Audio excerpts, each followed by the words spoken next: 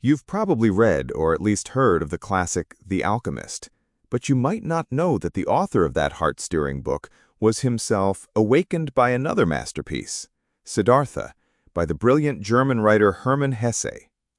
Paulo Coelho, the author of The Alchemist, wrote this about Siddhartha. My first encounter with Siddhartha was in 1967, when I was 20, and my parents had me committed to a psychiatric hospital. I didn't know that outside the iron bars of my window, this book was igniting the passion of an entire generation. He had a profound awakening after reading this book and was released from the hospital just a few days later. Carl Jung, the father of analytical psychology, likens Siddhartha to a lighthouse in a stormy night. But for Hesse, the author, writing this novel wasn't just about redeeming the world, it was about healing himself. He wrote Siddhartha in 1919, but before that, he had gone through an incredibly painful period. When World War I broke out, his anti-war stance led to him being shunned by society and ostracized by his colleagues. Then, as if misfortune never comes alone, his father passed away, and his beloved young son also died from a serious illness. His wife, unable to bear the shock, had a nervous breakdown and was hospitalized. Financial hardship and a broken marriage, these relentless blows pushed him into a deep depression. He even contemplated suicide. Fortunately, like the protagonist Siddhartha in his novel, he was saved just in time. During countless long nights, the author gained deep insight into his own soul and gradually discovered a truth of life. One must delve into the deepest parts of the soul to truly find one's own meaning, and from there, achieve liberation. Carrying that philosophical contemplation, Siddhartha, a work containing all the confusion and the search for answers, all the insight and enlightenment, was born.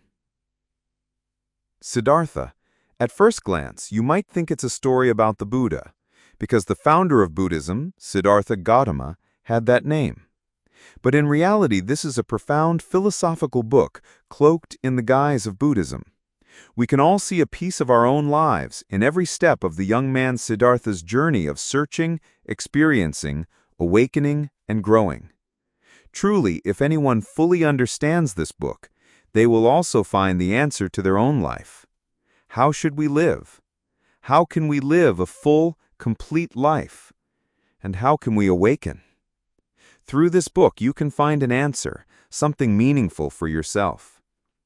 I invite you to listen to today's sharing titled 3 Things to See in This Life through the immortal novel Siddhartha by the brilliant Hermann Hesse.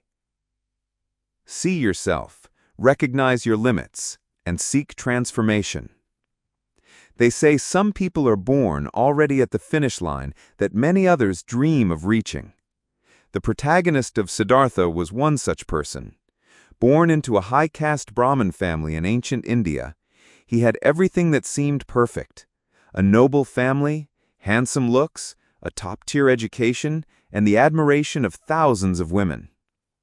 Everyone loved and respected Siddhartha, but he himself felt miserable.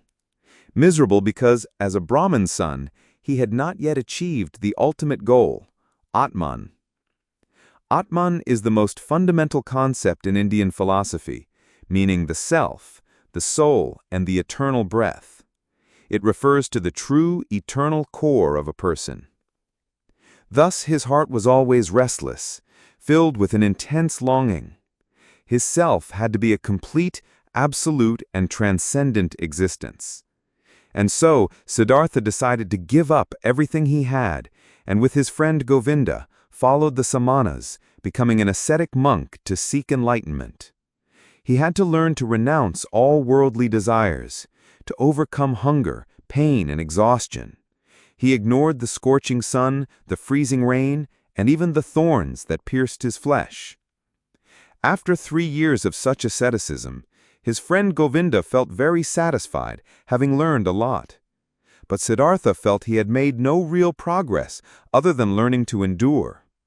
Ascetic practice was just an escape from reality, a temporary anesthetic to avoid suffering. In his despair, he met the Buddha, Gautama. Standing before the Buddha, who had perfected his virtues and reached the eternal self, a state that thousands of Brahmins strived for, his good friend Govinda decided to follow him, but Siddhartha chose to leave alone. He said, "The secrets, the enlightenment, and the wisdom that the Buddha himself experienced cannot be taught to anyone.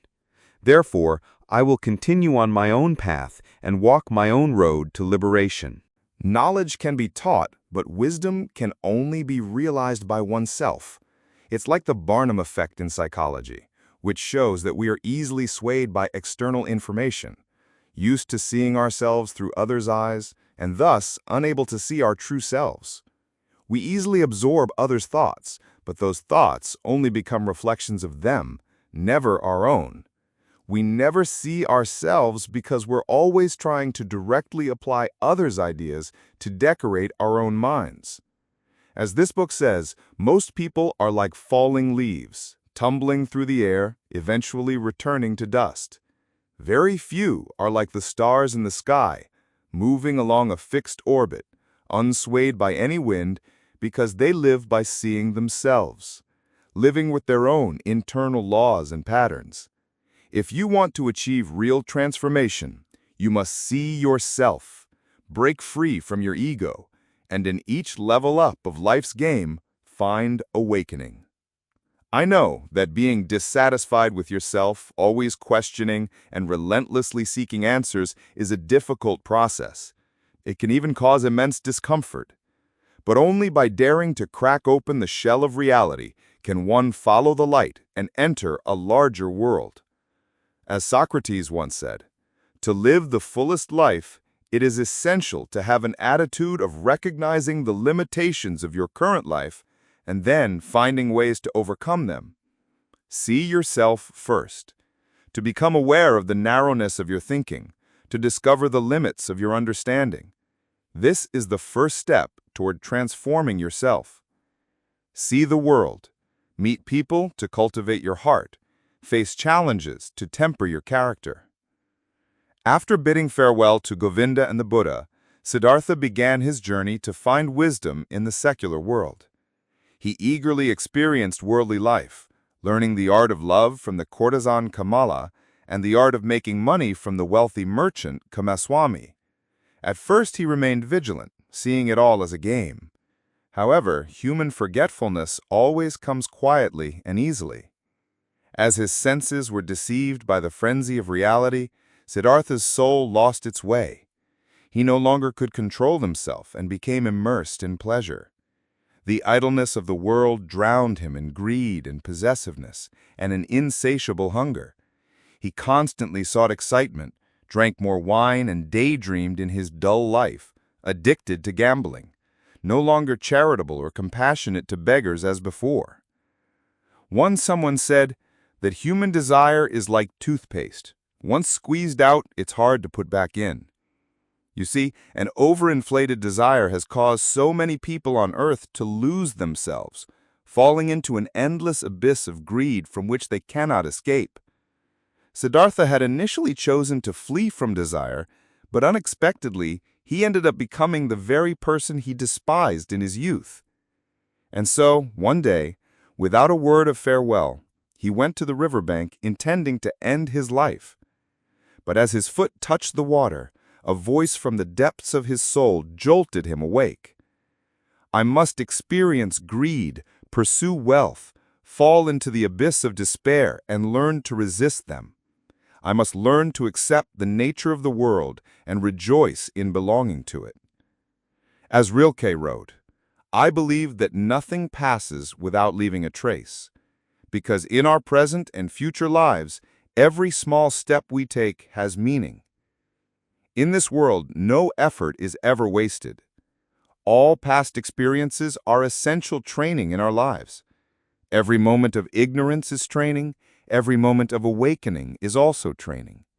Every joy and sorrow is training. Every beginning and end is training. Life is often like that.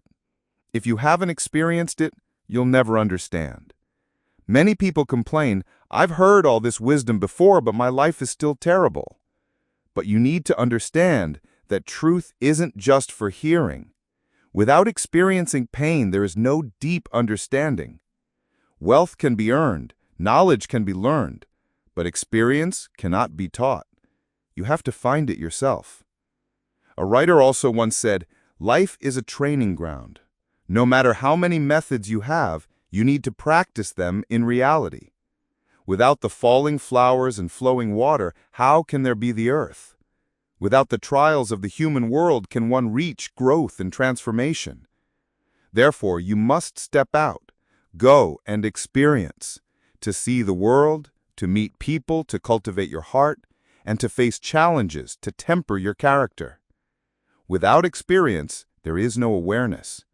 Life is a journey of experience, and the world we live in is the best school for you to practice." See all beings, accept and let things flow naturally. After his awakening, Siddhartha walked along the river and met a ferryman. He decided to stay and learn to row from him. The ferryman, like a profound sage, told Siddhartha, "The river knows everything. You can learn everything from the river." Siddhartha often sat on the riverbank, letting go of distracting thoughts and listening to the flowing water. Until one day, a weary woman wanted to cross the river, stirring up the once calm waters. That woman was Kamala, Siddhartha's former lover. When Siddhartha left, she was pregnant, gave birth to his son, quit her life as a courtesan, and devoted herself to following the Buddha. This time she was taking her son on a pilgrimage and unexpectedly met Siddhartha. Tragically, before they could exchange more than a few words, Kamala was bitten by a venomous snake and died. As she took her last breath, she entrusted their child to Siddhartha. He watched his former lover's face grow pale and remembered her youthful beauty, suddenly feeling the impermanence of the world. The appearance of his son awakened a love in Siddhartha he had never known. He did his best to cherish and care for the boy, trying to win his heart. However, faced with a strange father and a poor environment, Siddhartha's son resisted fiercely. He was indifferent, lazy, and even said he would rather be a murderer and go to hell than be with this so-called father. The child wanted to leave. The ferryman advised Siddhartha, "Everyone must walk their own path in life. Children have their own way out." But Siddhartha refused to listen. He worried for his son and was determined to keep the boy to protect him. The result was that after a fierce struggle, the child ran away one morning. A heartbroken Siddhartha tried to chase after him. But as he ran, he suddenly remembered the scene from his youth, forcing his father to let him go and become an ascetic. How similar that scene was to this one. Life is like a cycle of reincarnation. All unredeemable suffering will return. Overwhelmed, Siddhartha returned to the riverbank and listened to the wisdom flowing day and night. Before, he had always insisted on distinguishing the different sounds of the water, the laughter of the wise, the shouts of the angry, the cries of the longing, the moans of the dying. 1,000 bustling voices stirred the human mind. But now, when he no longer obsessed over a single sound, but listened to everything, he found that all joy, sorrow, laughter, and tears merged into one. Siddhartha decided not to fight against fate. He realized that if he couldn't let go of his ego, he would never find freedom in life. He understood his son's rebellion, his escape, and his choice. Then, like a river containing 1,000 voices, he accepted, tolerated, and embraced all the imperfections before him. True awakening is, amidst the chaos of the world, to let everything follow its natural course. Everyone in this world is like a flower, but eventually we are all carried away by the wind in different directions. Everyone has their own path. Don't cling to those who leave, and don't get too attached to those who arrive. Live with a sense of awakening and equanimity. Let unwillingness become willingness. Let misfortune become happiness. Let nothing become everything, and let yourself let go of all attachments in your heart. Since its publication in 1922, Siddhartha has been translated into dozens of languages, and countless people consider it a spiritual destination, because we can see ourselves in Siddhartha's life journey. From recognizing his own limitations and recklessly embarking on a path of discovery in his youth, to pursuing fame and fortune and seeing all the gains and losses of the world in his middle age, and finally to complete enlightenment, because he understood that as long as his heart is at peace, every moment of life can be complete. Life must be a journey of constantly knowing oneself. When you let your eyes see everything, let your sails catch every wind, you will see through all the dust and finally understand what this vast world truly means to you, and open the door to your own awakening. You need to know that we are our own origin and destination. When we immerse ourselves, personally experience life, and love life, what we will have is a meaningful life. The author wrote, "The opposite of a truth is also a truth. Love or hate, good or bad, gain or loss, life or death, presence or absence, past, present, or future. They are all a whole and unified existence within each of us. Let go of the obsessions and prejudices packaged in so-called pursuit and possession.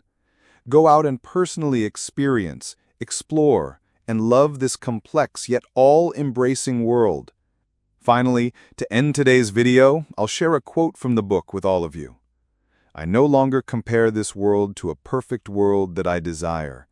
I accept this world, love it, and belong to it." Thank you for listening. If you found this video helpful, please share it with those who need it. Don't forget to personally reflect on it and read this immortal novel one more time, and I'm sure that at different stages of your life, each reading will bring a new and profound understanding. I wish for all of us to be able to awaken and live fully. And finally, don't forget to support Step Forward with a like, subscribe, and hit the notification bell to catch the latest video every week. Thanks again, and I'll see you in the next one.